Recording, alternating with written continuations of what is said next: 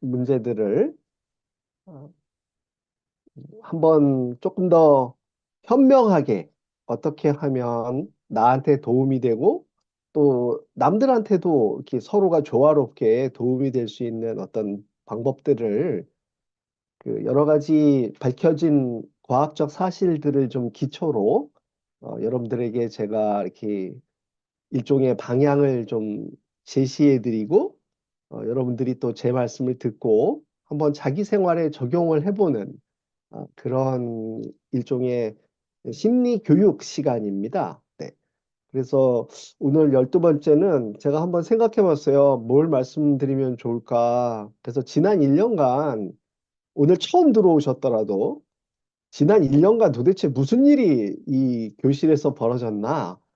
조금 소개를 해드리면 이제 전반적으로 앞으로 우리가 일상생활에서 활용할 수 있는 스트레스 관리법이 이런 것들이 있겠구나. 이제 이것을 다시 한번 점검하시게 되고 일종의 복습처럼 총정리하는 그런 시간으로 한번 진행해 보겠습니다. 그래서 올 한 해를 돌아볼 거고요. 우리 12월의 사연을 잠시 같이 고민해 보겠습니다. 오늘은 이제 25살의 젊은 남자분께서 자기의 직장 선택과 관련된 스트레스에 대해서 문의해 주셨어요. 그러한 스트레스들이 결국은 자기 자비, 나를 사랑하는 것으로서 저는 항상 강조드리고 있는데요. 그 해결 방법으로 오늘 한번 그런 식으로 보겠습니다. 여러분 오늘 지금 처음 오신 분이라도 또 예전에 오셨던 분이라도 제가 2000년 정도에, 그러니까 꽤 됐죠. 20년 넘었는데요. 당시에 그 스트레스 반응 검사라는 것을 그 연세대학교 고경봉 교수님하고 저하고 또 그 영동세브란스의 김찬영 교수님 등등하고 해서 스트레스 반응 검사 34문항짜리를 만든 적이 있어요. 그런데 이제 2010년대쯤 해서 이것이 이제 국민건강영양조사의 단축형으로 채택이 된 적이 있습니다. 지금도 아마 사용이 되고 있을 텐데요. 여러분들 지금 뭐 화면에 보시면 모두 9가지의 문항이 있죠. 그 혹시 뭐 메모가 가능하신 분은 점수를 자기 머릿속으로 이렇게 계산하시기가 더 쉽고 메모가 가능하지 않으신 분들은 한번 제 말씀을 들으시면서 내가 전혀 그렇지 않다, 약간 그렇다, 웬만큼 그렇다, 상당히 그렇다, 아주 그렇다. 이렇게 해서 전혀 없으면은 1점을 주니까 뭐 9점이면은 최하 점수가 되는 거예요. 그것에 비해서 45점이면은 매우 점수가 사실 이론적으로 있는 점수지 그렇게 보고하시는 분들은 거의 없더라고요. 제가 불러드리겠습니다. 라디오 듣듯이 한번 오늘 나의 점수를 매겨봅시다. 문제 1번. 문제들이 풀리지 않고 계속 쌓이는 느낌이다. 1번. 2번. 다른 사람으로부터 비난받거나 심판받는다고 느껴진다. 전혀 그렇지 않으면 1점, 아주 심하면 5점을 주는 거예요. 정신적으로 지친다. 지금 이 문항들은 모두 요즘을 말씀드리고 있는 거죠. 네 번째, 긴장을 풀기 어렵다. 어렵다. 네. 그러니까 네 가지 문항을 말씀드렸어요. 첫 번째가 문제들이 풀리지 않고 계속 쌓이는 느낌이다. 두 번째, 다른 사람으로부터 비난받거나 심판받는다고 느껴진다. 세 번째, 정신적으로 지친다. 네 번째, 긴장을 풀기 어렵다. 다섯 번째, 화가 난다. 화가 난다. 여섯 번째, 의욕이 떨어진다. 의욕이 떨어졌다. 네. 일곱 번째, 신경이 날카로워졌다. 일곱 번째, 신경이 날카로워졌다. 여덟 번째, 무언가 부수고 싶다. 무언가 부수고 싶다. 아홉 번째, 아무런 생각을 하고 싶지 않다.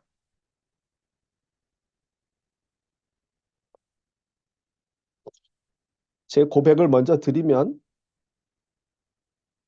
저는 16점 정도로 비교적 괜찮은 것 같습니다. 제가 보더라도. 여러분들 채팅창에 지금 15분, 뭐 저를 포함해서니까 이제 듣고 계신 분은 한 13분 정도 되시는데, 그 점수를 적으실 수 있는 분은 한번 적어 보시겠어요? 좋습니다. 예. 여기 스트레스가 낮은 분들이 오늘 주로 들어오신 것 같아서 기분이 좋습니다. 네. 잘 관리하고 계신 거죠. 어, 우리가 요 18점 이하면 대부분 어, 순간적으로 약간 뭐 기분이 좋거나 나쁘거나 하면서 일상을 잘 관리하신다고 말씀드릴 수 있는데 대부분 여러분 스트레스 받으면 화나죠. 그리고 짜증나고 어, 어떤 면에서는 괴롭죠. 그러니까 만사를 좀 잊고 싶고 음, 이를테면 신체 반응 같은 걸 나타내는 분도 있어요. 소화가 잘 안 된다든지. 예. 그래서 항상 스트레스를 잘 관리하시는 분들의 장점은 그런 분들이 잘 하시는 것은 자기 상태를 스스로가 잘 돌본다는 거예요. 내가 좀 쉬는 게 필요하겠구나. 뭐 이런 것들을 비교적 잘 판단을 하십니다. 모두 지난번 11월까지 우리가 11번을 진행했고 오늘 12번째인데 올해 상반기 동안은 제가 여러분들한테 스마트 계획법을 가르쳐 드렸었어요. 처음 들으시는 분들이라도 스마트 계획법. 그 이제 영어에서 갖고 와서 뭐 약간 우리 버스처럼 스마트는 다 이제 쉽게 이해하시잖아요. 그런데 그게 그 앞에 이제 영어로 뭐 specific, measurable, achievable, realistic, time bound 해갖고 그 문두어 앞자를 딴 겁니다. 그래서 스마트인데 이거를 우리말로 제가 살짝 바꿨어요. 구측 성현시, 구체적으로. 그러니까 목표를 세울 때는 예컨대 이제 저는 올해 목표가 3kg을 감량하는 거였어요.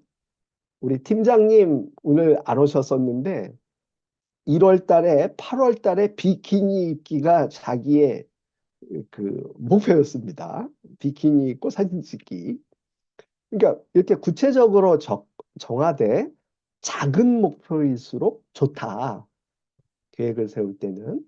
그래서 이게 이제 작심삼일하지 맙시다 하고 1월 달에 말씀을 드린 거고 그렇게 작게 정해 놓으면 구체적으로 정해 놓으면 성취가 가능하고 굉장히 현실적이게 되고 측정 가능하게 됩니다. 내가 했는지 안 했는지를 즉 제가 3kg을 뺐는지 안 뺐는지는 이제 조금 이따가 보여드릴 겁니다. 예. 그리고 시간을 둬야 되는데 저는 뭐 3kg 감량이 보통 3개월에서 6개월 사이에 일어나면 된다고 느슨하게 뭐 생각할 수 있었고 원래 목표는 다시 여름이 오면 지난 여름에 입었던 바지를 입을 수 있느냐였어요. 그래서 이제 겨울방학 동안에 1월 달이었으니까 살이 좀 쪘을까 봐. 근데 약간 쪘거든요. 3kg 정도. 그래서 다시 봄이 와서 지난해 옷을 고치지 않고 그대로 입는 것을 목표로 이제 하나 예시를 들었었어요. 간단해 보이지만 구측 성현시 하기가 어렵습니다, 여러분. 저 역시도 얼마나 어려움을 겪었는지 또 보여드릴 겁니다. 또 1월 달에 여러분 우리가 스스로에게 하는 말이 우리의 두뇌를 바꾼다. 이런 과학적인 연구 결과들도 제가 소개해 드렸어요. 그래서 미국의 그 신경과학자들, 신경과 의사이신 분들이 저도 요것은 이제 왜 머니투데이가 왜 이렇게 꽉 나오냐면 어디 학술 서적은 제가 본 건 아니고 어, 이거죠. 머니투데이 여러분 인터넷에 돌아다니시다 보면은 어, 조그만 이제 소규모의 뉴스 공급사잖아요. 그래서 이제 거기에 저작권을 존중하는 의미에서 제가 그건 내버려 둔 거고요. 조금 읽어보겠습니다. 한번 들어보세요. 여러분, 대화를 어떻게 하는가에 따라서 우리의 전두엽이 생각하고 계획하고 판단하고 감정을 억제하고 조절하는 고차원 기능을 담당하는데 만약에 이 전두엽의 기능이 저하되는 형태로 행동을 하면 즉 귀찮아, 난 못해, 미래는 없어 이런 말씀을 하는 분들이 누구죠? 네, 우울한 분들이 이런 말씀을 많이 하시죠. 네. 그런데 극단적으로 자살 사고도 그러한 부정적인 말들의 극단에서 나타나는 것을 다 알고 계시죠? 그것에 비해 전두엽이 활성화되는 시기라면 나는 할 수 있어. 어떻게든 길이 있을 거야. 무엇인가 내가 놓친 점이 있나 찾아보자. 내가 피하지 말고 문제를 한번 해결해 보자. 이런 태도를 가지시는 것을 반복하면 판단력이 향상되고 자제력도 발휘될 수 있고 결국 결론이 뭐냐면 스스로에게 좋은 말을 많이 하면 전두엽이 발달되고 사회적 성공으로 귀결될 가능성이 높다라는 기사였어요. 네. 뭐 신경과학자들이 이미 그렇다는 것을 밝혔다는 것은 다 알고 계시는 내용일 거예요. 또 하나는 요것은 내 아이를 위한 브레인 코칭이라는 책인데 혹시 12세 이하의 자녀를 기르는 분은 제가 강추한 책 중에 하나죠. 그 다니엘 시걸이라는 분이 우리의 뇌는 이렇게 손을 쥐어 보시면 위층 뇌와 아래층 뇌로 구성된다. 그래서 대부분 전두엽이 발달된 사람들은 이렇게 위층 뇌가 아래층 뇌를 조절할 수 있는 상태로 기능하는 겁니다. 오늘 여기 강의를 들으시는 분들은 대부분 지금 제 말씀을 듣고 이해하시려고 노력하고 계신단 말이에요. 그러면 고위 기능이라고 그러죠. 우리 고차 기능, 아까 말한 전두엽의 인간다움이 여러분들을 조절, 통제하고 있는 상태인 거예요. 그런데 화를 내면 어떻게 돼요? 뚜껑 열린 상태가 되죠. 뚜껑 열린 상태가 되면 전두엽이 아래층 생명 중추에 활성화를 하는 이 부위, 즉 감정을 느끼고 식욕을 느끼게 하고 뭔가 쾌감을 추구하는 아래층 뇌가 있어요. 이게 이제 학술 용어로는 중뇌 부분이라고 그러죠.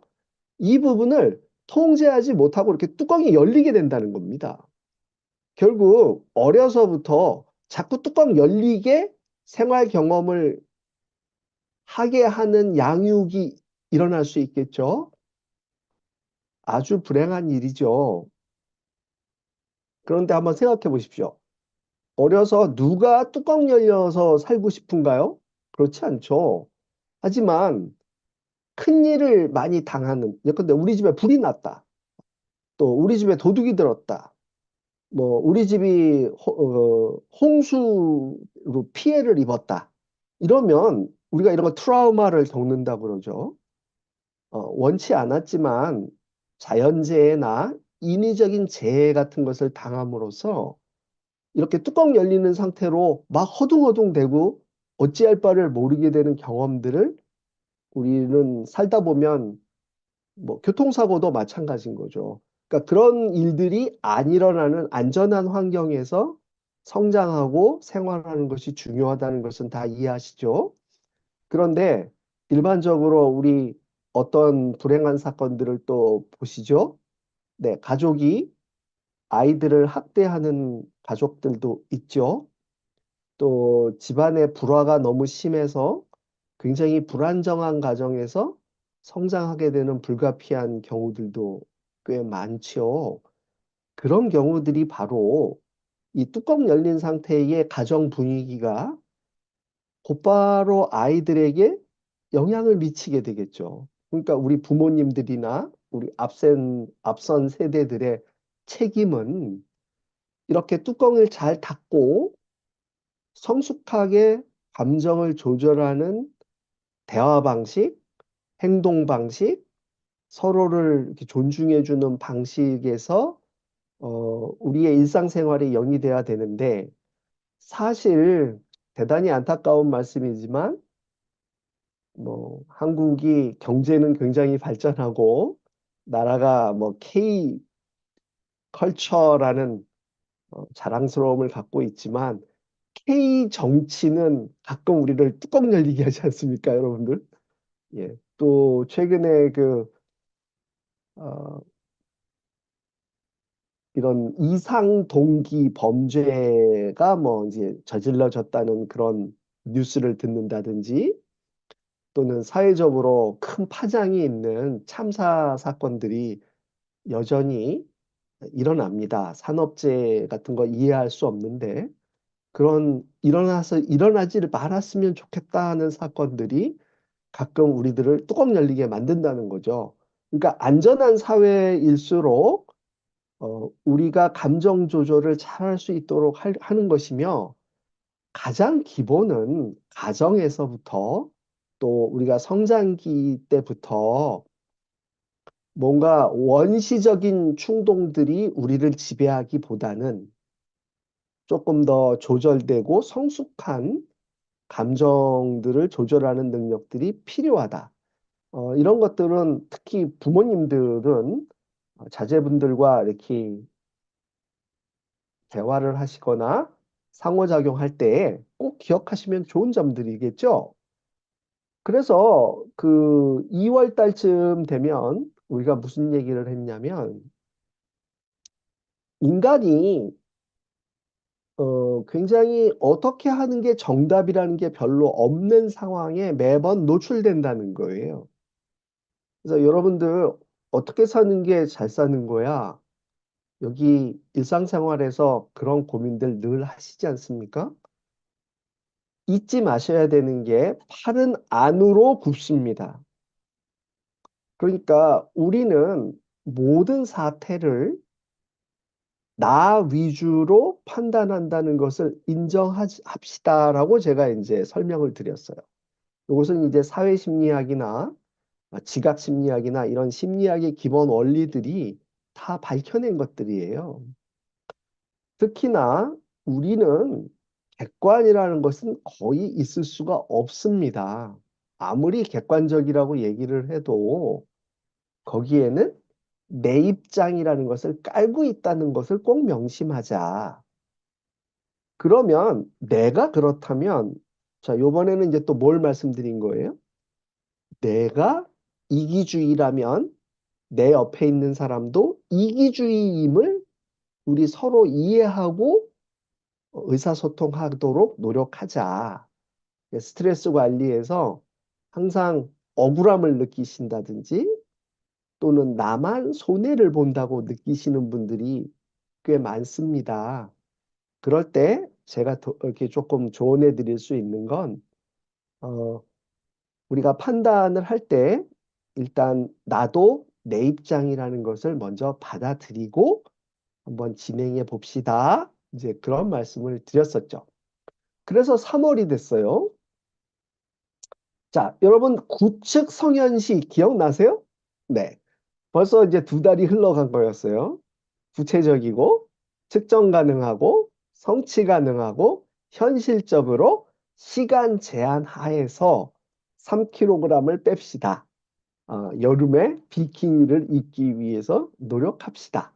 그러면 여러분들은 올해 이제 작심삼일 하지 말고 아, 내가 뭔가를 목표를 세웠는데 이 목표가 계획대로 되고 있나? 그다음에 제가 뭐라 그랬어요? 우리는 팔이 안으로 굽는다는 게 나 스스로를 점검합시다. 이 말씀이었잖아요. 그런데 시간이 필요하다는 거죠. 노력을 지속하는 것이 굉장히 중요하다는 것을 3월 달에 우리가 다시 한번 봤고, 음, 아마도 제 강의를 한두 번 들으신 분들은 요 뉴스를 제가 여러 번 쓰는 걸 보셨을 겁니다. 어, 보통 스트레스를 관리할 때 뭔가를 가장 쉽게 어, 효과가 있는 방법이 뭐가 있나요? 라고 저희들이 제가 문헌을 찾아보면 하루에 3번 누군가에게 고마운 순간을 만들어라. 그래서 이제 이 고마운 순간은 여러분들이 스스로 만드시면 돼요. 엘리베이터를 타실 때 조금 늦게 타면 아유, 기다려 주셔서 고맙습니다라고 타는 거죠. 뭐 그런 거. 또 점심 식사 가서 내 앞에 주문한 메뉴가 이렇게 놓여질 때 맛나게 먹겠습니다. 갖다 줘서 고마워요. 하고 이렇게 말씀하시는 거. 또 저녁 때 우리 자녀들이 3시간에 들어와서 현관에 신발을 가지런히 놓는다 할 때, 우리 아들 하루 잘 지내고 이렇게 왔어. 반갑고 고맙구나.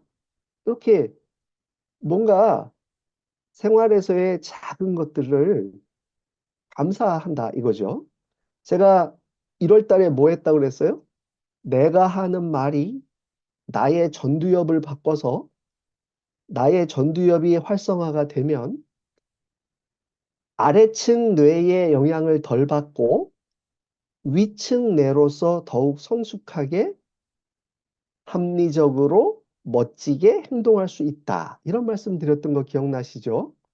즉, 감사하는 말을 입에 달고 살면 그만큼 나의 뇌가 바뀐다는 거예요. 그래서 실제로 이것은 fMRI라는 자기공명 영상장치 기능성을 추가해서 한 거죠. 뇌의 활성화 정도가 전두엽이 활성화된다는 걸 보여주는 과학적 뉴스였어요. 그래서 뭐 다시 한번 보진 않겠습니다만 감사하는 언행을 입에다가 달고 사는 그래서 사실 그런데 이제 요즘같이 이렇게 날씨도 어제 오늘 왜 이렇게 추운 거예요? 어우 추워. 하면 그 순간 벌써 짜증이 나는 거잖아요. 그러니까 우리가 그 아래층 뇌에 반응을 하는 거라. 즉각적인 반응. 그런데 사실 여러분 아무리 추워도 우리에게는 목도리도 있고 심지어 패딩 점퍼도 있고 아무리 추워도 대부분 일상생활에서 우리가 막 쪽방촌 같이 이렇게 열악한 사정은 조금 극한적인 예외적인 상황이지 않습니까? 어, 심지어는 그런 데 계신 분도 있거든요. 여전히. 이제 그런 분들에게는 저의 이런 따뜻한 위로나 뭐 이런 것들은 거의 필요가 없죠. 즉각적으로 연탄 한 장, 담요 한 장, 이런 물리적이고 어, 아주 현실적으로 쓸 수 있는 방안들을 필요로 하는 분들이 있어요. 여러분들이 받은 스트레스가 혹시 여기 들으시는 분들 중에 당장 내가 점심에 뭐 먹을 게 없다. 근데 그런 분들은 제 아무리 뭐 고운 말을 쓰세요. 뭐 감사하세요. 소용없습니다. 그런 분들에게는 끼니가 있고 따뜻하게 누울 장소가 필요한 겁니다. 그러니까 그런 분들에게 마음을 고쳐먹으세요는 안 되는 건 다 이해하시죠? 그러니까 제가 드리는 말씀은 적어도 우리는 패딩 점퍼도 있다. 우리는 장갑도 낄 수 있다. 우리는 어, 모자도 쓸 수 있는 사람이다. 그런데 그렇게 해놓고 날씨는 왜 이렇게 추운 거야? 이러지는 말자는 거예요. 네. 어, 날씨가 추워서 그래도 나는 오늘 따뜻하게 하고 와서 참 오늘 이 정도면 이겨낼 수 있지. 이런 분들이 훨씬 더 자기 생활을 만족스럽게 하실 수 있는 거죠. 결국 우리는 스트레스의 이를테면은 피해자가 될 거냐, 스트레스의 지배자가 될 거냐, 요 명심을, 요런 말씀을 제가 여러 번 드렸죠. 구축 성현시 하면서 나의 말을 바꾸면서 뇌를 발전시키고 그럼으로써 스트레스를 다스려서 성장하는 사람이 됩시다. 결국은 많은 분들이 골치 안 아프고 싶어. 난 어디 가서 좀 누가 나 좀 돌봐줬으면 좋겠어. 나는 가만히 있고 모든 게 그냥 다 해결됐으면 좋겠어. 이제 그런 분들은 스트레스의 부하이자 종이자 노예인 거죠. 스트레스의 노예가 되시는 거예요. 그런데 그게 아니라 스트레스의 지배자, 관리자는 피할 수 없어. 그렇지만 이것을 내가 풀 거야. 이제 그런 말씀들을 이제 지난 봄에 강조해서 제가 계속해서 말씀을 드리기 시작했어요. 결국 여러분들의 스트레스는 지금 요 반응을 말씀드린 거였습니다. 제가 여러분들하고 앞에 9개의 그 네, 9개의 문항들을 쭉 읽어봤는데 이것이 여기에 해당되는 거였죠. 화가 난다. 뭐 모든 게 되는 일이 없다고 느낀다. 깝깝하다. 그러면 대부분 여러분들이 갑갑함을 느끼는 정동이라는 것은 이제 기분이라는 소리죠. 네. 기분, 행동, 그다음에 생리적인 반응들, 소화가 잘 안 된다. 네, 이런 것들을 이제 여러분들이 얼마나 경험하셨느냐인데 오늘 들어오신 많은 분들이 점수가 18점 이하여서 제가 기분이 좋다고 그랬죠. 여러분들이 스트레스 잘 관리하시는 것 같아요. 그러면 이렇게 생각할 수 있는 거예요. 여러분들이 제가 말씀드린 요 어떻게 하세요를 잘하고 있는 겁니다. 그것을 우리가 대처 또는 대응 방식이라고 하는데 날씨가 추운데 춥다고만 불평하지 말고 어떻게 하자고 그랬죠, 제가? 모자를 쓰고 목도리를 메고 패딩 점퍼를 입고 이렇게 하자고 그랬죠. 즉 아무리 추위가 와도 우리가 할 수 있는 것을 하면 어느 정도 그러한 환경적인 어려움도 큰 어려움이 아니게끔 이겨낼 수 있는 거고, 우리가 그러한 자원이 많은 사람이면, 여러분, 그런 자원이 많은 사람일수록 좋은 거죠. 그런데 불가피하게 그러한 자원이라 하면 뭐, 가장 대표적으로는 경제적인 수준인 거죠. 또는 자기가 살고 있는 여건 같은 걸 말씀드리는 거예요. 그래서 그런 것들이 부족하신 분들이 있을 수 있다. 그런 분들은 이렇게 나의 마음을 고쳐먹는다든지 자기를 점검하는 것에 앞서 그러한 여건을 먼저 제공받아야 된다. 우리 사회가 이제 그런 노력을 해야 된다. 사회 안전망이 바로 그런 걸 얘기하는 거다. 그 다음에 이 대처를 잘하는 분들은요, 몇 가지 특징들이 있어요. 하나, 이분들은 어려서 잘 자라신 분들이에요.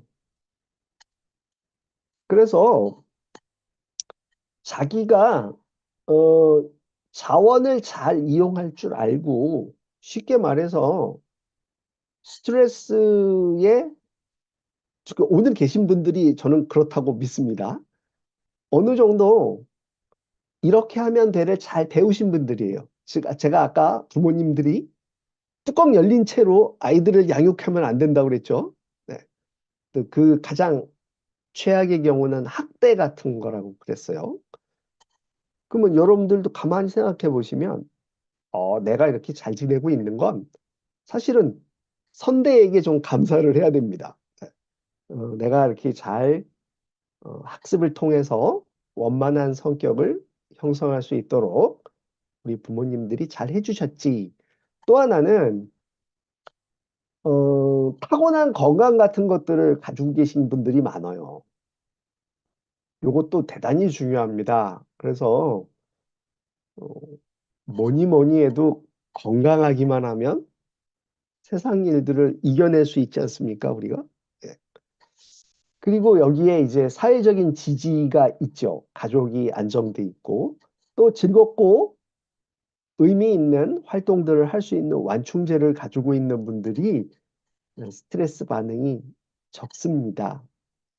그런데 제가 오늘 이렇게 말씀드릴 때는 이러한 개인적인 소인이나 여러분들의 과거는 제가 바꿀 수 없죠. 또 여러분들이 가지고 있는 외적 환경이나 어, 체력 같은 것들도 저는 바꿔드리기가 어려워요. 하지만 제가 뭘 바꿔드릴 수 있다고 그랬어요? 네, 여러분들 말을 바꾸세요.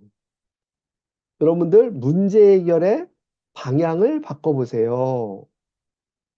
나는 못해가 아니라 나는 할 수 있어. 그런 것들이 바로 이 스트레스의 대처 방식을 바꾸는 거죠. 그러니까 어딘가에 가서 누군가하고 의논을 할 때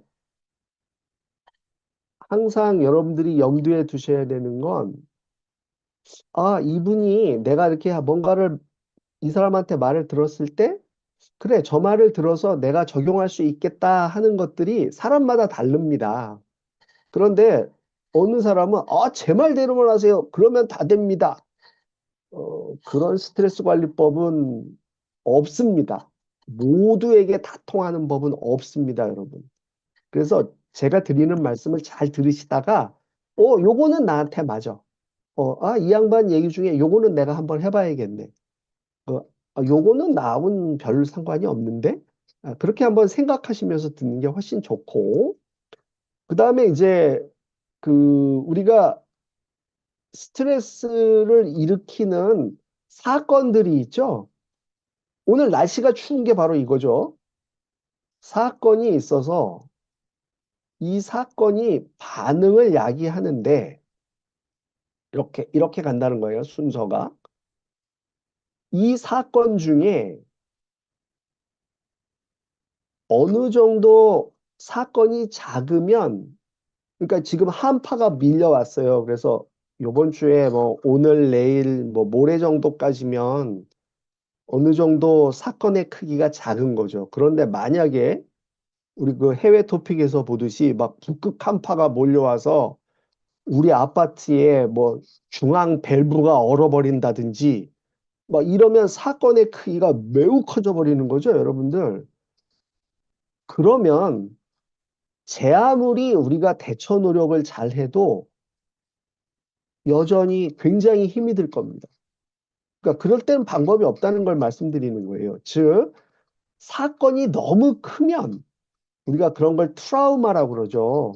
이게 이제 12구 우리 이태원 참사라든지 그때 그 유족분들이나 그 가족분들이 겪었던 것들 또 교통사고가 크게 났을 때 그 같이 있다가 생존은 하셨는데 많이 다치시고 뭐 누가 이렇게 돌아가시거나 그러면 사건의 크기가 워낙 커버리게 되면 이런 단순한 오늘 저희가 듣는 이런 스트레스 관리법으로는 어렵겠죠.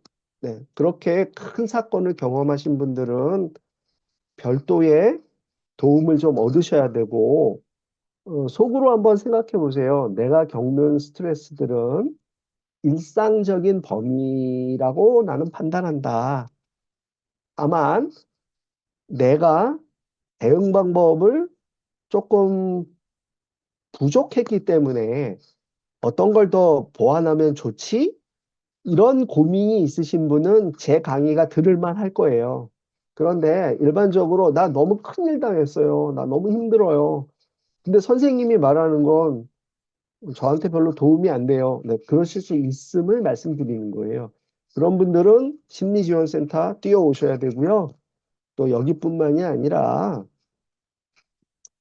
뭐 주변에 정신과 의원도 있지 않습니까? 사실은 또 그리고 각종 지역사회 심리상담 센터들도 있으니까 그런 곳에 가서 도움을 얻으시는 게 좋겠어요. 그리고 상반기 중에 계속 말씀드렸던 것은 또 올해 내내 제가 말씀드린 거죠. 일상적 스트레스 관리 지침. 오늘의 사연자분께서 이것을 듣고 계신지 모르겠어요. 이 중에 내가 이런 것들을 잘하고 있다면 문제를 풀어가기가 훨씬 좋다고 제가 권유 드리는 겁니다. 1번, 규칙적인 운동을 하세요. 사실 여러분들한테 권해놓고 제일 못하고 있는 게 뭐냐라고 저보고 고백하라고 그러면 저는 1번입니다. 그래서 사실은 음, 이게 구축성연시 말하기는 쉬운데 그래서 이제 제가 많이 하는 건 5,000보 걷기인데 보통 한 달을 제가 해보면 15일 정도를 5,000보를 걷고 한 반 정도는 못 걷더라고요. 그래서 5,000보 갖고는 좀 모자른 것 같아요. 제가 해보니까. 7,000보, 8,000보 정도 걸어줘야 몸에 약간 땀이 나고 그랬던 것 같습니다. 두 번째로는 규칙적인 운동, 저는 고백을 했습니다만 여러분들 자기 체력을 유지하기 위해서 밥 먹듯이 운동하세요. 라는 표 말씀드리고 싶어요. 상호 지지 시스템, 친구, 가장 중요한 건 가족이죠.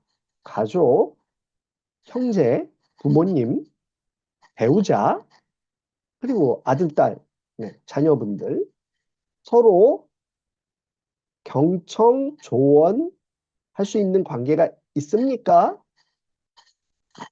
어, 굉장히 깝깝한 문제였어요. 저는 친구가 없습니다. 어떻게 하면 친구를 사귈 수 있을까요? 여러분, 친구 옆에 가서 돈 주고 살 수 없죠? 지나가는 사람한테, 제가 답답한 얘기거리가 좀 있는데, 저하고 얘기 좀 해주세요. 할 수 없죠? 그래서 정의 친구가 없으신 분들은 사실은 심리지원센터 같은 데가 대단히 도움이 되실 거예요. 일단 오십시오. 그런 분들은. 어디 가서 털어놓을 데가 없어요. 네. 지역사회에 있는 뭐 복지관도 좋습니다. 그런데 이런 분들이 있죠.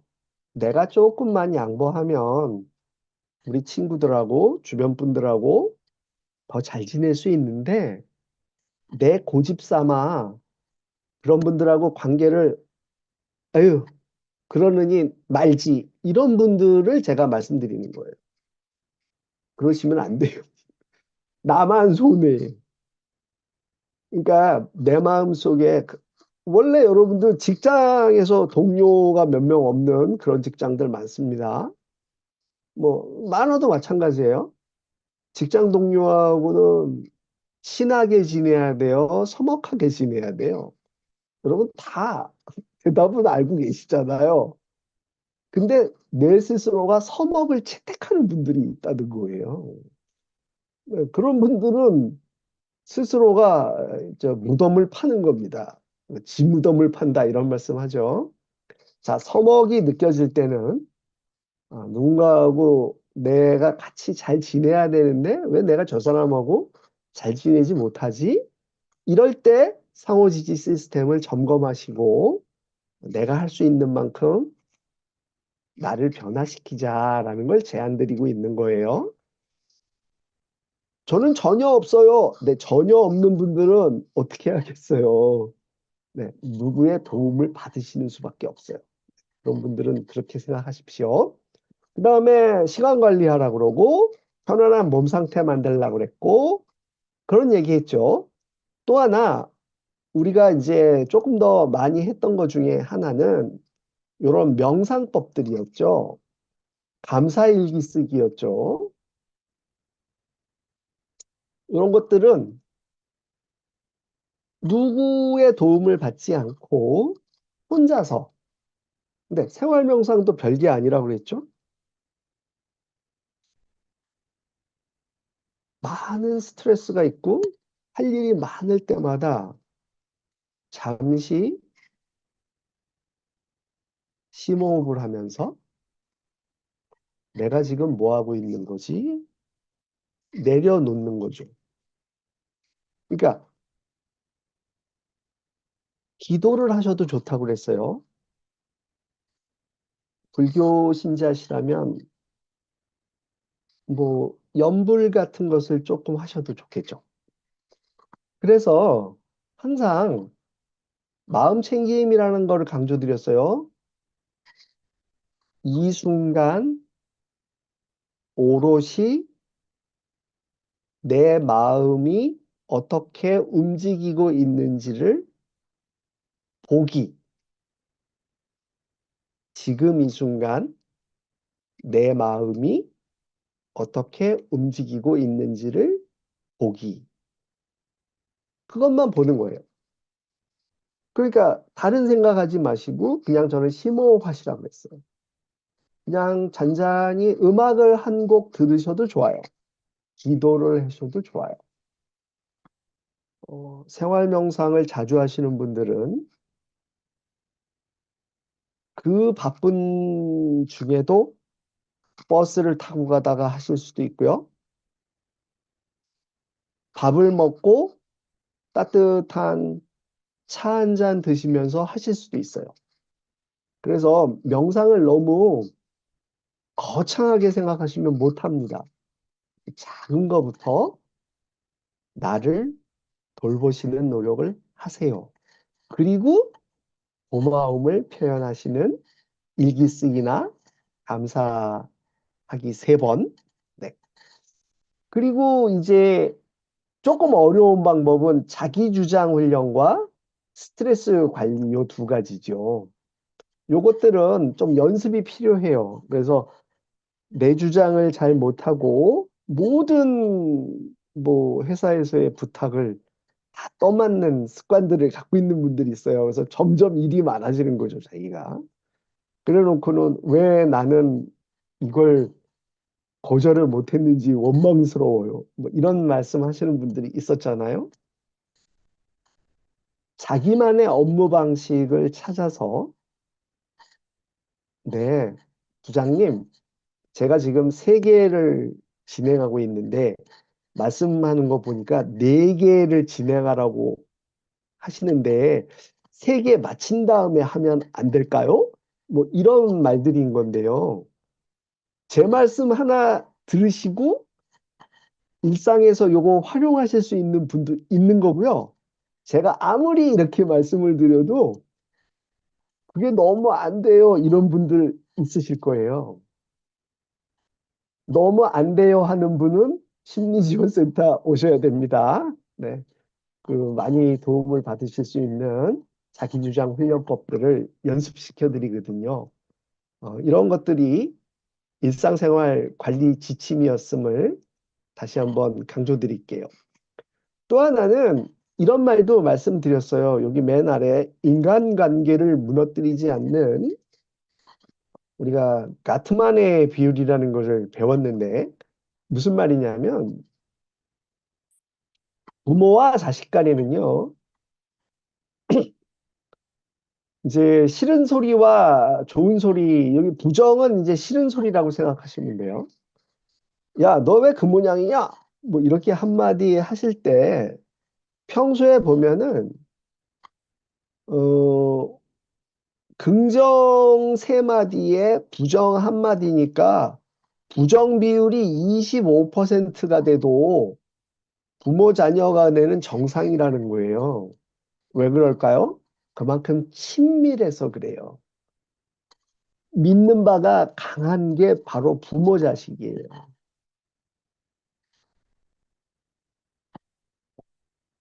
그러니까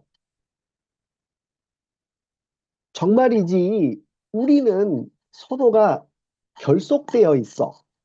우리는 하나인 집단이야. 이런 집단들은 조금 미운 소리를 자주 해도 어, 잘 먹힙니다, 서로가. 그런데 여러분, 친구는요, 친구는 11%밖에 부정적인 얘기를 하면 안 돼요. 왜냐면 친구는 삐져요. 그래서 친구에게는 훨씬 부정적인 말을 조심해야 된다는 걸 이해하시겠죠? 그런데 여러분 보세요. 점원과 고객 10대 1이에요. 여기는 이제 9%로 낮아집니다. 고객님, 그러시면 안 되죠. 이 말은 점점 더 하기 어려워지는 거예요. 자, 거꾸로 주로 여러분들은 부모와 자식이나 상사, 부하 간에는 여기 보면은 약 20%거든요. 4대 1. 파트너, 부부 간에는 5대 1입니다. 부부 간에는 5번 칭찬하면 한 번은 약간 부정적인 말 해도 된다는 거예요. 거꾸로 이 비율을 깨면 그때부터 문제가 생겨요. 그러니까 제 아무리 친한 사람도 자기가 말할 때 세야 돼요, 머릿속으로. 그래서 아, 내가 부정적인 말을 3번 했구나. 그러면 거꾸로 몇 번 좋은 말을 해야 된다고? 예컨대 상사와 부하 사이에서는 3번 부정적인 말을 하면 12번 긍정적인 말을 해야 되는 거예요. 이 가트만이라는 심리학자가 의사소통 분석을 해본 결과. 그런데 그 비율을 기억하시기보다는 항상 뭘 생각하셔야 돼? 친하면 싫은 소리를 조금 더 많이 해도 된다.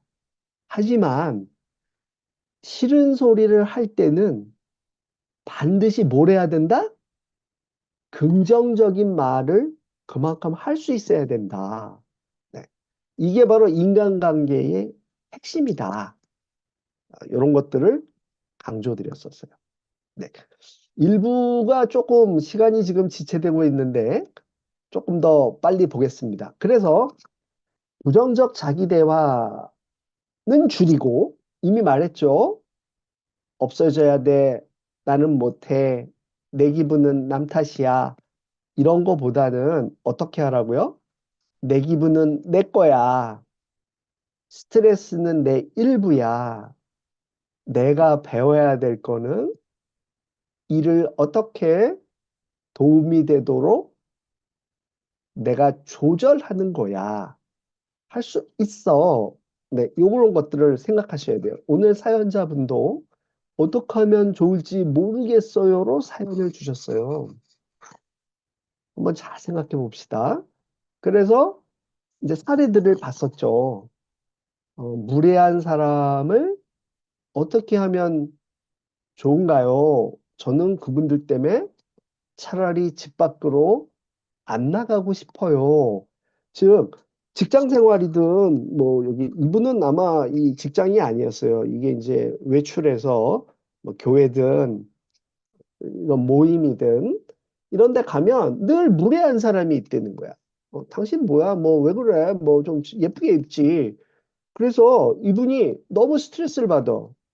그래서 자기는 사람들을 만나고는 싶은데, 거기 가면 교회든 뭐 동네 친구 모임이든 무례한 사람이 있어서 집 밖에 안 나가게 돼요. 저 어떻게 하면 좋아요? 이런 질문을 해오셨었거든요. 여러분, 스트레스를 푸는 몇 가지 방법이 있죠. 첫 번째, 내가 싫어하는 무례가 뭔가요? 그 스트레스를 받아서 나는 지금 어떻게 반응을 했나요? 그러한 반응에 대해서 나는 회피를 하고 있나요? 도망가고 있나요? 문제를 해결하려고 하나요? 그래서 문제의 해결책이 아니라 이분은 안 나가요가 도망가는 거잖아요. 그래서 이제 그러면 도망가지 마시고 한번 해결해 보면 어떨까요? 이제 그런 얘기를 했어요. 6월이 돼서 제가 이제 만 5개월이 지났는데 안타깝게도 1.4kg밖에 줄이질 못했다는 고백을 했어요, 여러분들에게. 그리고 여전히 비키니 구입은 진행되고 있었고요. 조금 전에 말씀드렸듯이 스트레스 관리의 순서를 강조드렸어요. 스트레스가 있다는 것을 인정하기, 내가 어떻게 반응하고 있는지를 이해하기, 그 다음에 구축 성현실을 세우기, 그리고 도움을 청하기. 정 나 혼자 안 되는 경우에는. 그런데 이제 제가 이 인강에 이분 뭐 누구시라는데 아주 일타 강사래요. 이분이 뭐라 그러냐면 수험생들에게 어차피 말해줘도 행동으로 안 하잖아 이러면서 이 세상의 90%는 열심히 안 하거든 그러면서 이 수험생들을 막 쪼고 계시더라고요. 그래서 제가 그대로 따왔어요. 여러분들도 이러시면 안 됩니다. 들으시면 한번 좀 하시는 게 좋지 않겠어요? 라고 말씀드렸죠. 와, 지난 7월에 기억나세요? 극한 호우라는 새로운 일기 용어가 등장했죠. 네. 그래서 그 오송에서 지하차도가 침수되는 바람에 여러분들 사망하시는 큰 사고도 있었지 않았습니까? 즉, 믿고 싶지 않은 이런 것들 아까 제가 뭐라 그랬어요? 트라우마라고 그랬죠? 네. 우리 이런 것들을 피하려면 마음만으로는 안 된다. 행동과 어떤 정책이 필요하다는 말씀도 드렸고 8월 드디어 제가 0.2kg를 더 뺐어요. 그랬더니 누가 그러더라고요. 저기 위치가 어디에 올라가느냐에 따라서 뭐 0.2kg는 바뀐대나? 그런데 우리 팀장님도 이렇게 드디어 그 비키니를 입고서 당당하게 저희들에게 자랑을 해주셨어요. 여러분 6개월에서 7개월 지속한 저희들에게 좀 박수 좀 쳐주시지 않으시겠어요? 네. 그리고 결국 행복을 찾아가려면 다 아시는 말씀일 수도 있지만 다시 한번 강조한다면 이분은 철학과 하버드 대학의 교수님이신데요. 뭐라 그랬냐면 삶의 철학, 신앙이 있어야 된다. 가족이 있어야 된다. 친구가 있어야 된다. 의미 있는 일을 해야 된다. 이렇게 네 가지를 지적했어요, 이분이. 그래서 오늘 이 스트레스 강좌에 들어오신 분들이 낮은 점수를 보이는 것은 아마도 요 네 가지 영역에 균형을 갖고 계신 분들일 것이다. 라고 제가 한번 생각해 볼 수 있죠. 예. 그러면, 지금까지 제가 약 50여 분을 일방적으로 떠들었는데, 어, 잠시 쉬었다 가는 것도 괜찮을 것 같아요. 그래서 지난 뜨거운 여름까지 무슨 일이 진행됐는지 말씀드렸고, 지금 56분 넘어가고 있는데, 11시 5분까지 쉬었다가 2부를 진행할까 합니다. 괜찮겠죠, 여러분들? 예, 그때 뵙겠습니다.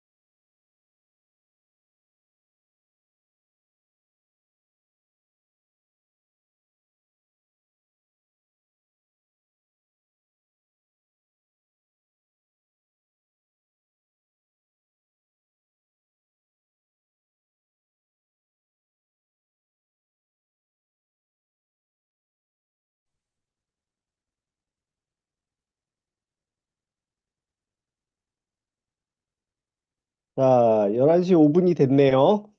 네, 다시 그러면 시작해 보도록 하겠습니다.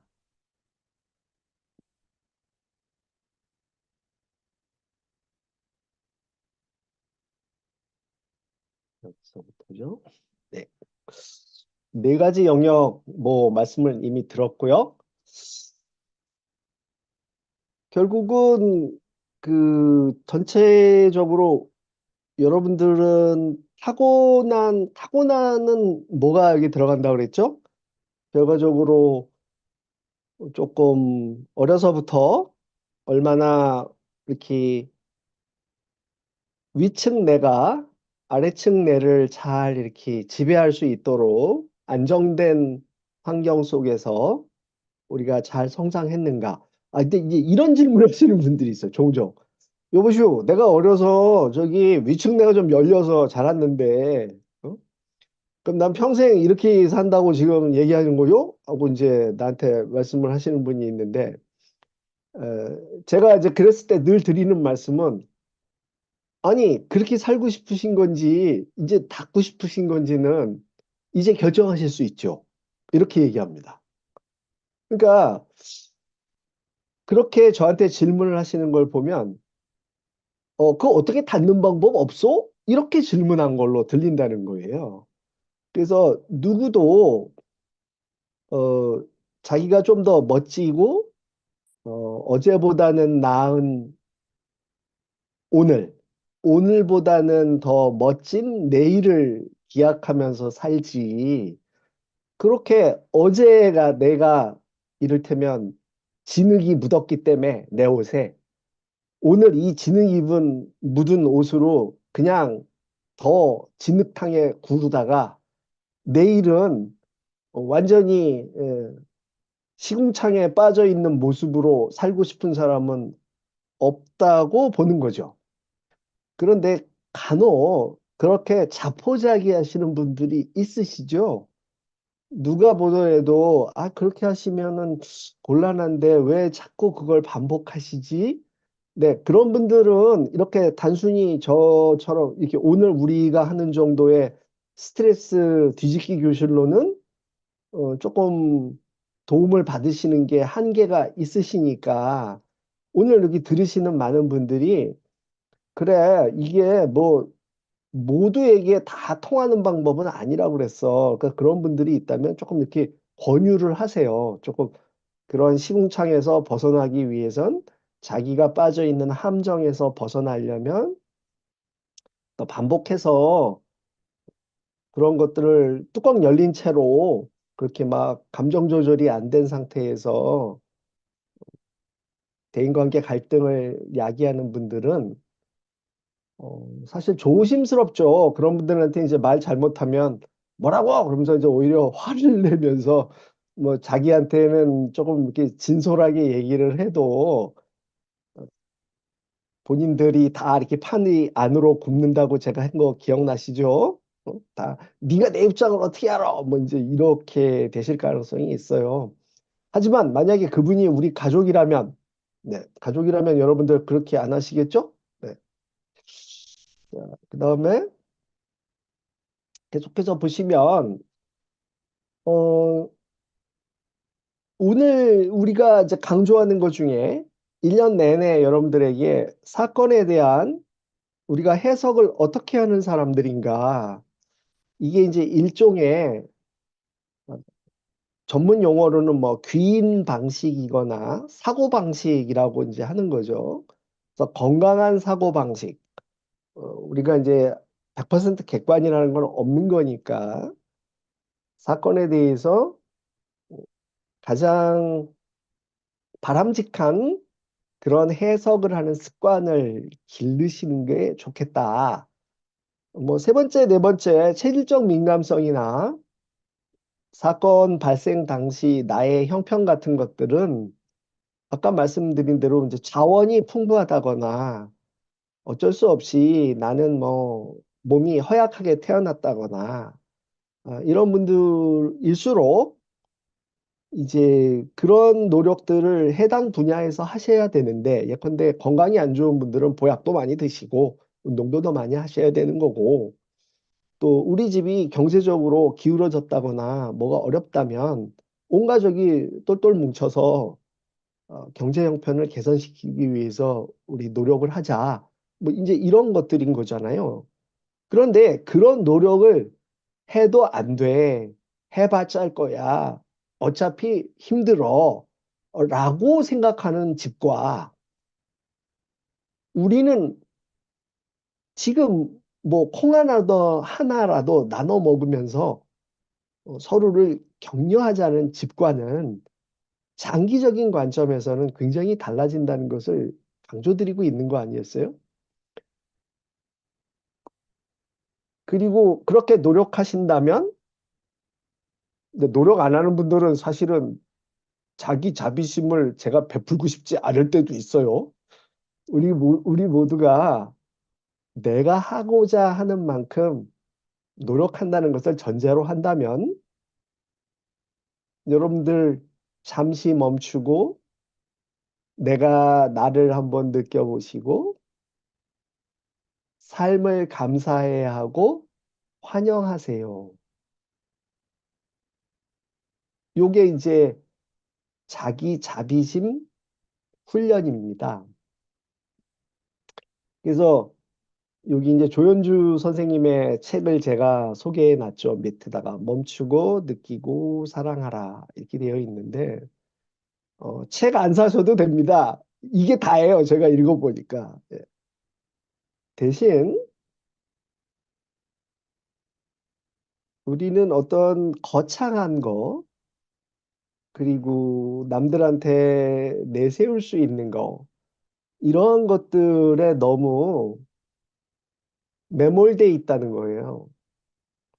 스스로 내가 갖고 있는 작은 것들도 소중한 거고, 그래서 나인데, 이런 것들은 자꾸 너무 하찮게 여기시고, 이게 더 내가 갖지 못한 더 멋진 거. 뭐, 근데 요즘 젊은 친구들은 명품, 뭐, 좋은 차, 뭐, 삐까뻔쩍한, 이를테면 대기업에 뭐, 가는 거, 뭐 그런 거, 연봉, 이제 그런 것들이 과연 우리를 행복하게 만들어 주는가? 제가 뭐라 그랬어요? 뭐, 이 추위에 맨몸으로 나가서 안 춥다고 생각해라는 것은 안 된다고 그랬죠. 하지만 이 추위에 누구는 명품 패딩을 입고 나가지만 적당한 가격에 실용적인 패딩을 입고 나가도 추위는 거의 비슷하게 막을 수 있지 않겠습니까? 다만 누구의 패딩은 야, 그거 명품이구나 라고 뭐 누군가한테 칭송을 받지만 실속 브랜드 내지는 뭐 실속파인 내가 입은 명품 그 패딩은 명품만큼 뭐 남들이 알아봐 주진 못하지만 나를 따뜻하게 해주거든요. 이제 그런 의미의 자기 자비심 이런 것들을 환영해라. 이제 이런 훈련 과정이에요. 그래서 이걸 적어보고 그러니까 언제 이제 멈춰야 되느냐 이거지. 그러니까 내가 초라해 보일 때, 내가 아무것도 아닌 것처럼 느껴질 때, 내가 뭔지 미운 오리 새끼 같이 느껴질 때, 왠지 모르게 내가 안 멋있어 보일 때, 이럴 때 나를 어떻게 이제 독려하냐 이거죠. 그럼 우리 마음속에 뭐 어떤 사람은 이런 걸 뭐 조금 약간 은유법으로, 철학적인 은유법으로, 우리 모두가 우리 내면에 아이를 하나씩 가지고 있다. 뭐, 내면의 아이를 하나씩 가지고 있는 거죠, 우리가. 그러니까 뭐라고 표현해도 좋죠. 여러분들 힘드실 때 잠시 멈추시고요. 또 자기가 그동안 잘해왔던 점들을 다시 한번 생각하시고요. 그렇게 스스로를 느끼고 사랑하세요. 뭐 이런 훈련들입니다. 그리고 이러한 훈련들이 제가 조금 강조하고 싶은 게 제 말씀을 들었다 그래서 하루아침에 되는 게 아니다. 된다? 안 된다가 아니라 몇 가지 단계를 거치게 된다. 그래서 항상 오늘 이제 지난 1년을 되돌아보고 있는데,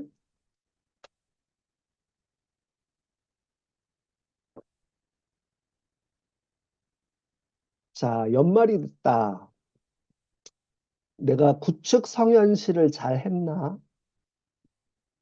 올해 나의 목표들이 지금 얼마나 이루어진 거지?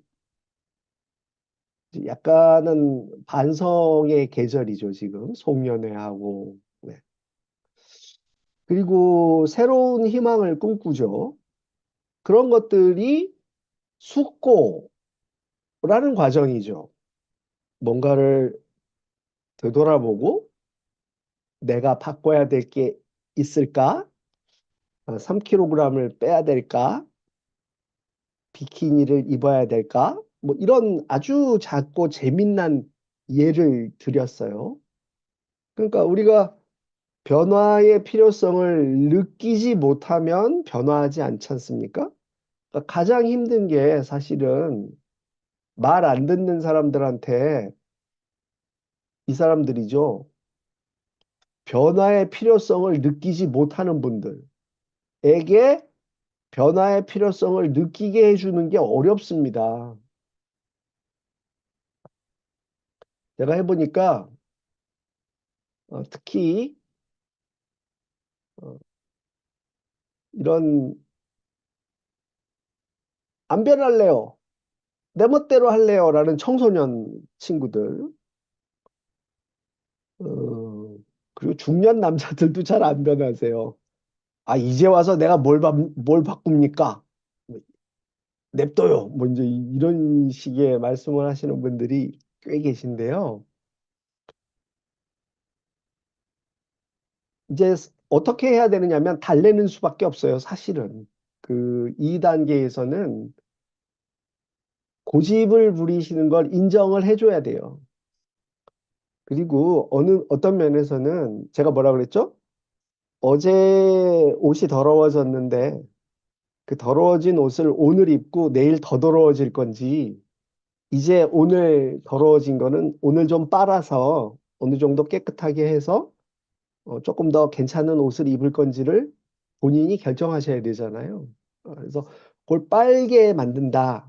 그래서 변화란 한다 안 한다가 아니라 안 한다를 해볼까로 만드는 게 이 과정이에요. 숙고. 해볼까? 그러니까 이제 고민을 하게 해서 해볼까? 그 다음에 어떻게 해야 돼? 그래, 하자! 라고 준비를 이제 하는 거예요. 하자. 요까지 끌고 오시는 걸 잘 하셔야 돼요. 특히 배우자분들이 뭐 금연, 여러분들 이제 담배 그만 피울래? 그러면 담배 많이 피우시죠. 근데 이제 건강검진 딱 보시더니 담배를 끊으래. 그러면 담배를 끊을 생각이 전혀 없다가 이제 담배를 끊게 되는 거를 이제 한번 담배를 끊어야 되겠는데 그래 금연하자 이러면 준비가 된 거죠. 여기 금연 이런 식으로. 그런데 금연을 해서 이제 실행을 하지 않습니까? 실천을 막 하다가도 다 이해하시죠? 담배 한동안 안 피시다가 이렇게 되죠? 그래서 다시 어디로 가요? 일로 가죠? 그러니까 여러분들이 아까 제가 주변 사람들하고 서먹하게 굴지 마시고 친해야 되는 사람한테는 서먹하게 굴면 결국은 내 손해다. 어떻게 할 거냐 결정하시라.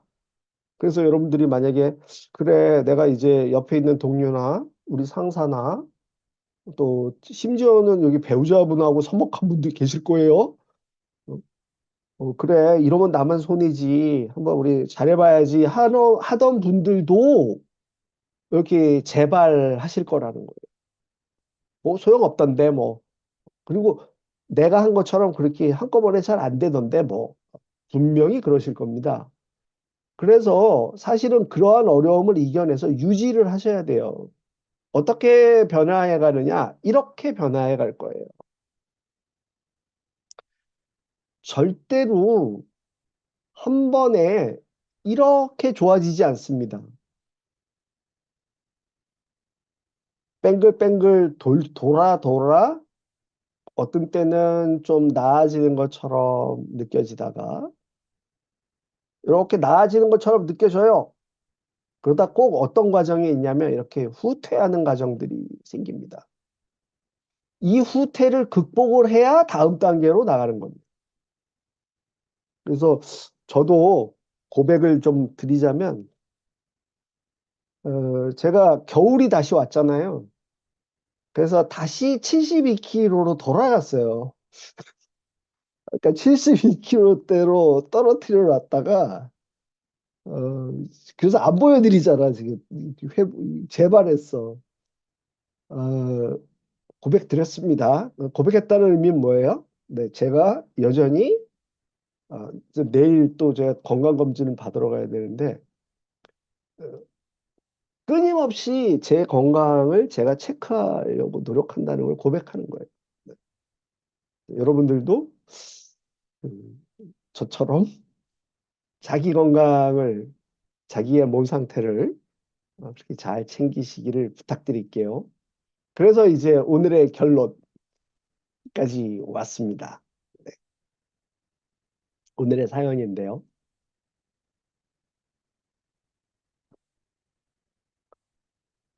우리 저기 김미선 씨, 요거 한번 낭낭하게 읽어주면 재밌을 것 같아요. 네, 네. 어, 25세 청년입니다. 저는 대학 졸업 후 바로 회사에 취직을 하였습니다. 월급이 많지는 않았지만 일에 적성이 맞고 직원분들도 친절하셔서 계속 다녀야겠다는 생각을 하고 있었습니다. 하지만 부모님께서 이 회사에 대하여 월급부터 비전까지 마음에 들지 않는다며 퇴사를 하셨습니다. 저는 부모님께 제 의사를 밝히며 적금을 하는 등 성실한 모습을 보여드리려 했습니다. 하지만 아버지께서 크게 화를 내시며 그만두라고 하셔서 어쩔 수 없이 퇴사를 하게 되었습니다. 지금은 자격증 공부를 하며 다시 취직을 준비하고 있습니다. 부모님의 연인 반대는 들어봤어도 회사 반대는 처음인지라 상당히 당황스럽습니다. 15세 아닌 25세 청년의 진로에 대해 어떻게 설득을 해야 할까요? 네. 그 저기 쭉 읽으셨는데 이거 읽으시면서 어떤 생각이나 느낌이 들었는지도 한번 말씀해 주시면 어떨까? 저는 좀 부모님이 과하게 통제적이다라고 일단은 생각했고요. 네, 어, 자신이 이렇게 바라는데, 원하고 바라는 게 명확하게 있는데, 결국엔 퇴사를 한 거잖아요. 네, 물론, 네, 그 과정을 저는 다 이해를 못했지만, 네, 25세 이렇게 부모님께서 취직 뭐 이런 것까지 관여하는 거에서 뭔가 어쩔 수 없이 그런 선택을 했다는 거에 대해서 좀 무력감을 많이 느낄 수도 있겠다. 그리고 자신이 원하는 거에 대해서 아직 조금 명확하지 않아서 혼란스러울 수 있겠다. 좀 이런 생각을 했던 것 같습니다. 네. 근데 저는 여기서 방점을 맞습니다. 네, 지금 좋은 말씀 하셨고요. 저하고도 비슷한 방점인 것 같아요. 그러니까 강조점인 것 같아요. 뭐냐면 퇴사를 한 거예요, 이분이 지금. 우리가 여기서부터 문제를 풀어가야 돼요. 퇴사를 왜 했냐, 아니 뭐 어쨌냐, 뭐 그거를 따질 게 아니야, 지금. 이해하시겠죠, 여러분들? 그래서 여러분들도 대부분 어떤 상황으로부터 시작을 해야 돼요, 문제는. 만약에 뭐 이랬으면은 필요가 없습니다. 그러니까 여기서부터 출발한다. 항상. 그러니까 우리 들으시는 분도 자, 이제 그래 놓고 지금 뭐라 그랬어요? 우리 김선 팀원께서도 말씀을 주셨지만 미래에 대해서 자기가 지금 공부를 하고 계시잖아요. 여기 보면은. 네. 그래서 자격증 공부 현재 하고 계시거든요. 네. 그 다시 취직 준비도 하시고 있는 거예요. 그러니까 어찌 보면 어, 부모님과의 의사소통에서 잠정적인 결론을 현재 내린 거예요. 현재 상태는. 퇴사도 이미 했고, 자격증 공부도 시작을 했어요. 그래 놓고는 뭐라고 묻고 있냐면, 저의 진로를 어떻게 설득하면 될까요? 아주 좋은 태도죠. 네. 문제 해결적이세요. 그러니까 도망가지 않고 부모님이 시키는 대로 저의 인생을 살겠습니다도 아니신 거예요. 네. 그래서 저는 오히려 이렇게 질문을 해주신 자체로만으로도 새로운 의사결정을 모색하고 있다라고 생각이 되고, 우리가 뭐 이래라 저래라 뭐라고 구체적인 말씀을 드리지 못한다는 거를 좀 이해하셨으면 좋겠어요. 왜냐?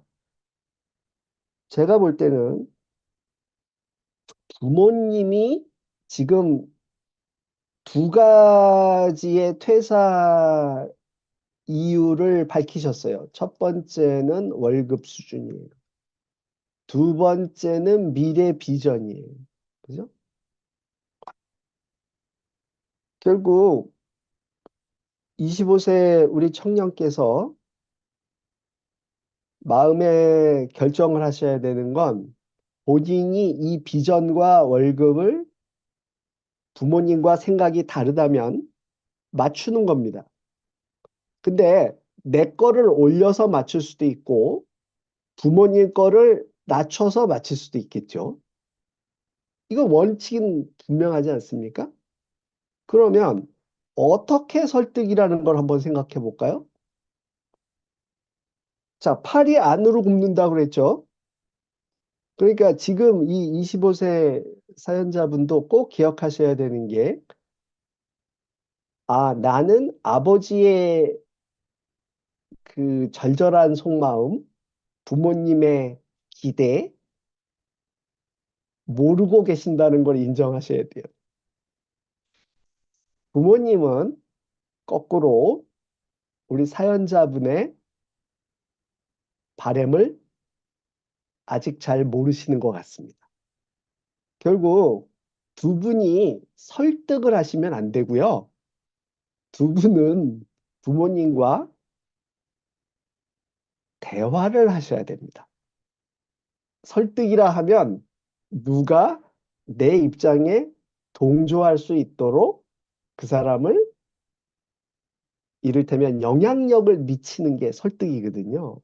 그러니까 부모님을 설득하실 필요 없고요. 부모님과 직장과 진로에 대해서 많이 얘기하시면 좋겠어요. 그리고 25세면, 죄송합니다. 예, 저는 25세 때 이제 대학원을 다니고 있었고, 저도 뭐 대학원 다니고 있었으니까 무직이죠, 무직. 사실은 학생이니까. 근데 굉장히 요즘 그 구인난, 구직난, 이런 상황을 볼 때, 어, 어떻게 보면은 굉장히 기특합니다. 이 청년의 어떤 적극적인 태도들은, 그리고 본인이 적성에도 좀 맞는 것 같고, 뭐, 월급은 그렇지만 좋은 것 같아. 라는 데가 과연 어디였는지 궁금하기도 합니다. 자, 그런데 대화를 할 때 어떻게 하라고 그랬죠? 어, 내가 내 입장에서 얘기한다는 것을 염두에 두시고 다시 한번 시도를 하는 거죠. 그래서 내 입장을 아버지, 어머님이, 부모님이 받아들이도록 하는데 초점을 두지 마시고 거꾸로 저 같으면 이런 생각도 해봤어요. 우리 아들이 굉장히 똑똑해. 내가 보니까 10점 만점에 10점이야. 근데 이놈이, 우리 아들이 어디 가서 10점 만점에 7점짜리를 하더니, 저는 이 정도면 된 거 아닙니까? 이러면, 야, 너는 10점인데 왜 17점을 골라왔니? 라고 느끼셨다는 감이 좀 들었어요. 그러니까 이제 화가 나는 거죠. 그 격려하고 싶은 거예요, 사실은. 그러니까 아버지의 원래 마음은 야, 그러지 말고 7점은 보다는 너 9점도 가능하고 아빠 생각에는 10점이면 더 좋은데 그러면 이제 8점짜리도 있을 수도 있는데 하필이면 7점이니? 이제 이렇게 말이 오갈 수 있을 것 같아요. 그러면 이제 그 근거들을 얘기하는 거죠. 이제 네가 10점인 이유는 너는 봐. 이제 만약에 아버님이라면 이런 걸 우리가 역할 바꿔 생각하기 같은 거죠. 우리 아버지는 어떤 식으로 나에게 퇴사를 권유했을까? 근데 약간은 동의하셨어요, 이미. 그래서 그만두고 자격증 공부를 하고 계시잖아요. 네. 그러니까 요거는 상당히 그 부모님의 의견을 받아들였다. 이건 자기가 동의한다는 거죠. 네. 그리고 거꾸로 이제 아버지에게 그러면 저는 어떻게 해야 되나요를 물으신 거잖아요. 네. 이미 에, 퇴사까지 진행이 됐으면 뭐 다시 돌아갈 수도 있겠죠. 뭐 어떻게 일이 풀리다 보면은. 근데 다시 돌아가던 자격증 공부를 해서 어, 이 직업을 바꾸든 본인이 해야 될 것은 1번 도망가지 않는다는 잘했어요. 문제 해결을 시도한다. 두 번째, 설득을 하지 말고 대화를 한다고 그랬어요, 제가. 그 대화의 내용이 뭐여야 돼요? 사연자의 비전과 내가 어느 정도의 직장이면 만족합니다. 라는 걸 부모님과 대화하시라는 거죠. 결국 대화가 잘 되면 그 다음에 설득이 되는 거죠. 그런데 내가 마음속으로 설득을 하겠어라고 마음을 먹었다면 대화가 되기도 어렵다는 걸 말씀드리는 거예요. 그래서 본인이 속으로 바라는 게 뭔지인데 이게 이제 제일 어려운 것 같아요. 세 번째, 아까 우리 팀원께서 김미선 선생님도 말씀을 하셨는데 이거를 이제 본인이 자격증 공부를 하는데 만약에 자격증 공부가 너무 재미있고 야 정말 퇴사하길 잘했네 이런 기회가 나한테 있었음을 우리 아버지가 권유해 주셨다니 어, 내가 아버지 아니었으면 이 생각을 못했을 텐데 그럴 수도 있는 거 아니겠어요 사실은. 또 거꾸로 아 나는 너무 적성에 안 맞는데 왜 이 어려운 과정을 하라고 그러고 도대체 자신이 없어. 자, 이거를 대화하시라는 거예요.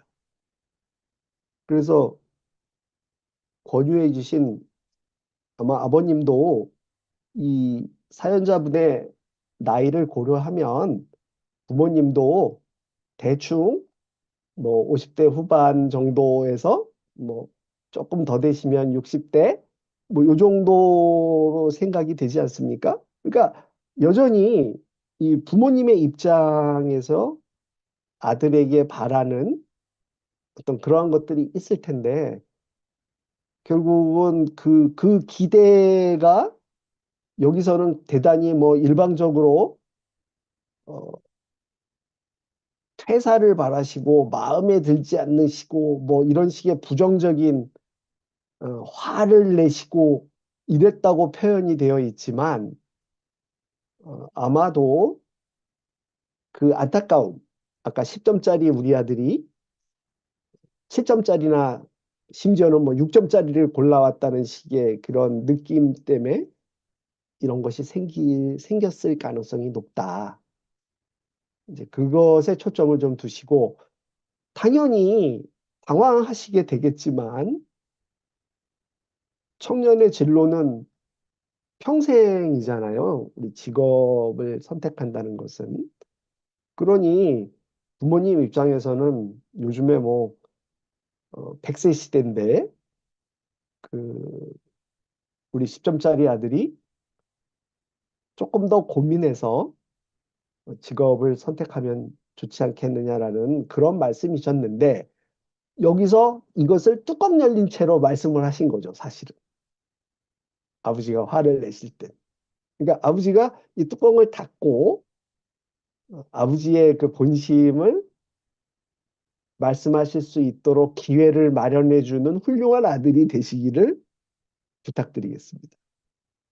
그러면 그 과정에서 우리 사연자분도 자기의 입장을 아버지가 쉽게 납득하실 수 있도록 만들기가 훨씬 좋을 것이다. 네. 요 시도를 먼저 한번 해보시라고 권유를 드리고, 제가 늘 뭐라고 꽁무니를 빼죠? 제가 드린 대로 문제가 잘 안 풀릴 수 있습니다, 여러분. 항상 그런 거예요. 그럴 때는 심리지원센터로 얼른 뛰어오셔서 그 애프터 서비스를 받으시면 됩니다. 네.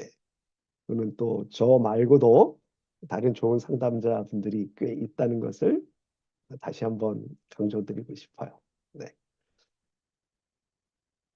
어떻게 했어요? 이 과정을 더 성숙해지는 계기로 삼으세요.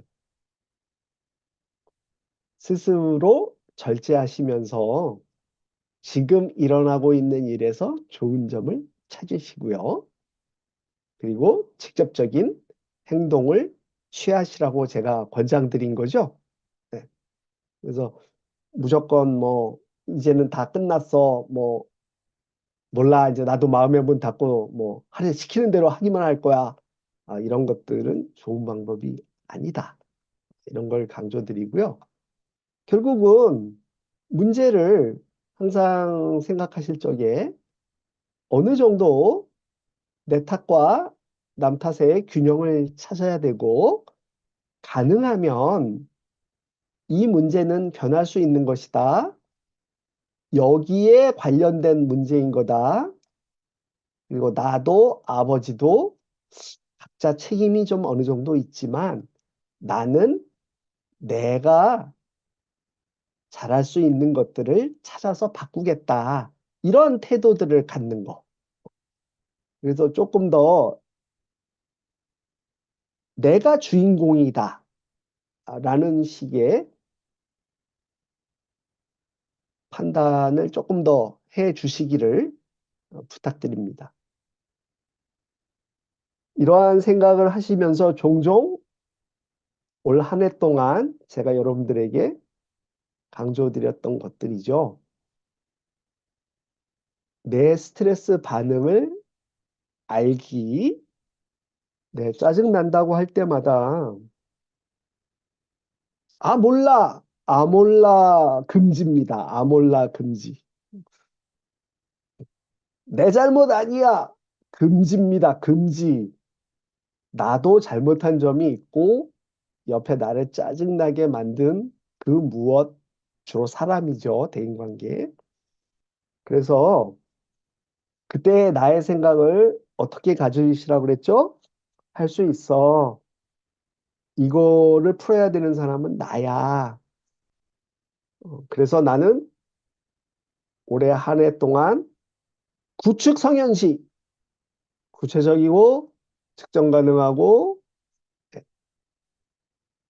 성취할 수 있고 현실적으로 언제까지 무언가를 바꿀 거야. 이런 노력, 이런 것들을 우리가 스트레스 관리의 핵심으로 여기고 있었다는 거죠. 꼭 기억해 주시고 요 그림은 11월 달에 이어서 다시 한번 보여드리잖아요. 내가 초라해 보일 때, 내가 왠지 못난 것 같을 때, 누구든지 그런 순간이 옵니다.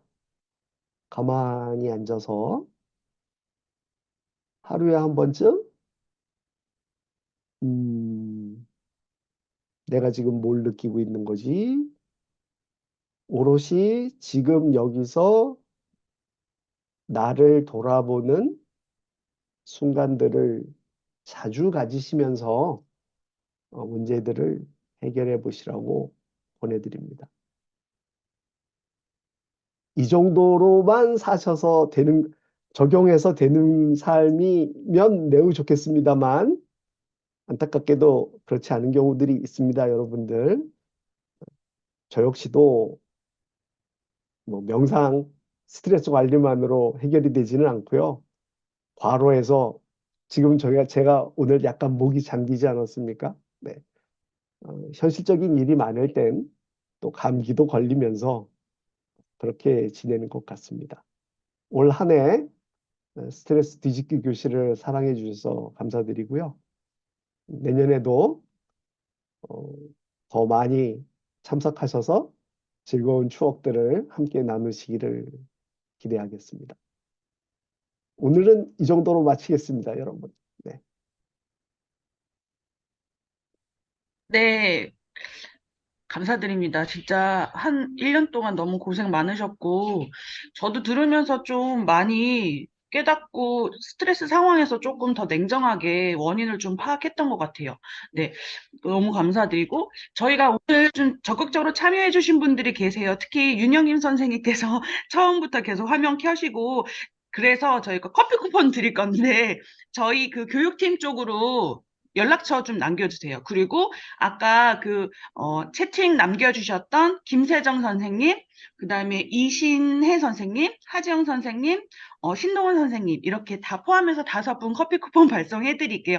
너무 감사드리고, 교수님께서 1년 동안 진짜 꾸준히 이렇게 강의해주시고, 꾸준히 들어주신, 선생님들도 너무 감사드리고, 한 해 이제 저희가 이제 12월 마지막이니까 한 해 마무리 잘 하시고, 새해 복들도 많이 받으시고, 또 공지 드릴 게 있는데 우리 박지훈 교수님께서 이렇게 좌장 토론 이제 진행하실 제가 지금 화면 공유 같이 하고 있거든요. 재난 경험자를 위한 심리적 개입 이게 27일 수요일 날 10시부터 서울시 의회에서 열릴 예정이에요. 그래서 많은 분들 참여 부탁드리고 실제적인 뭐 이해와 개입 방법 이런 것들도 그리고 이제 어쨌거나 현장에서 궁금하신 것들도 질문해 주시면 같이 토론하고 많이 배울 수 있을 것 같습니다. 네, 정말 한 해 정말 교수님 정말 감사합니다. 수고 많으셨어요. 네, 네, 그럼 메리 크리스마스 마무리하겠습니다. 인사드릴게요. 네, 수고 네, 여러분, 많으셨습니다. 들어가세요. 만족도 조사도 꼭 부탁드려요.